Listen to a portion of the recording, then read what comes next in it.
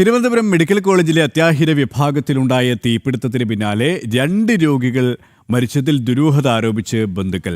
തീപിടുത്തത്തെ തുടർന്ന് രോഗികളെ ICUവിൽ നിന്നും മാറ്റിയത് മരണകാരണമായി എന്നാണ് ബന്ധുക്കളുടെ ആരോപണം. അതേസമയം ആരോപണം നിഷേധിച്ച ആശുപത്രി അധികൃതരും രംഗത്തെത്തി.